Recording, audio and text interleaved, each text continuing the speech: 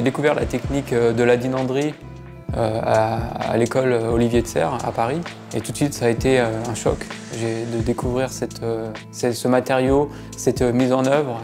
J'entendais parler de marteau, de tas, de potence, de frappe, de métal.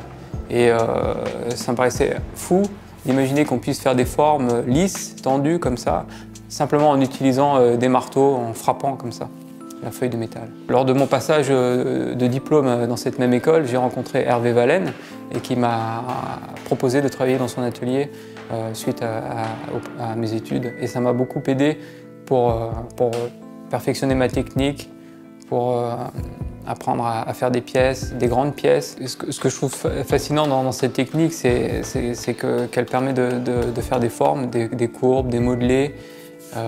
Il y a cette matière un peu comme de la peau humaine. Et la principale difficulté lorsque j'ai commencé ce métier, c'était de rendre expressif une feuille de métal. Et je vous garantis que c'est pas évident. Ça passe d'un aspect très froissé, vraiment ingrat. La pièce, à aucun moment, elle vous rassure. C'est-à-dire que c'est un tas voilà. Et petit à petit, à force de revenir dessus, de planer, de modeler, on obtient quelque chose pour s'accrocher. C'est en jouant avec un logiciel de 3D et en observant un fruit coupé, donc une pomme.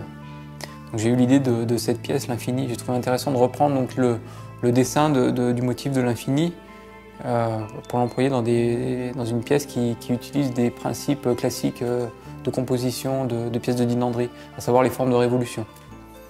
Et j'aime faire des formes comme ça qui apportent de la douceur, de la sensualité dans des intérieurs contemporains qui sont en général dessinés avec des lignes droites la plupart du temps. Et donc, comme dirait Antoniucci Volti, j'aime cette idée de meubler l'espace avec des rythmes humains. On m'a demandé à peu près un mois de travail. Imaginez que le diamètre de la pièce, 51 cm, vous faites un tour de pièce au marteau, 1,50 m, vous faites à peu près 20 tours pour arriver à rétreindre le dessus. Ensuite, vous faites la même chose dessous, 20 tours pour... Et là, vous avez fait une passe. Et il y a à peu près 15 passes. Chaque pièce doit être parfaitement façonnée pour s'ajuster, pour que l'ensemble du dessin de la pièce soit cohérent, parallèle, qu'à aucun moment l'œil s'arrête sur des courbes pas très franches, pas bien dessinées. Donc, lorsque j'ai appris que j'étais le lauréat du prix de la Fondation Bettencourt-Schuller, j'ai été vraiment très ému. J'étais dans l'atelier, j'attendais les résultats et après je me suis un peu isolé, là j'étais vraiment ému. J'étais vraiment heureux de pouvoir donner ça à ma compagne, à ma fille. Mes proches étaient tous vraiment émerveillés, heureux. Caril, mon voisin, il me prenait on s'est pris dans les bras, on n'y croyait pas. Ça, c'est incroyable cette histoire. Et donc je suis ravi déjà que des personnes comme ma grand-mère qui m'a beaucoup aidé et mon père aussi.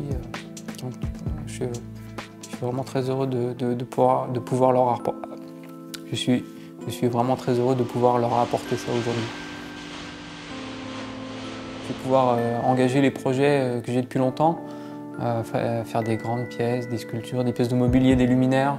J'aurais aimé connaître mes pairs professionnels, ceux qui ont œuvré il y a 100 ans, qui ont utilisé les mêmes outils que moi. Et quelque part, il me manque un peu, j'aurais aimé discuter avec eux.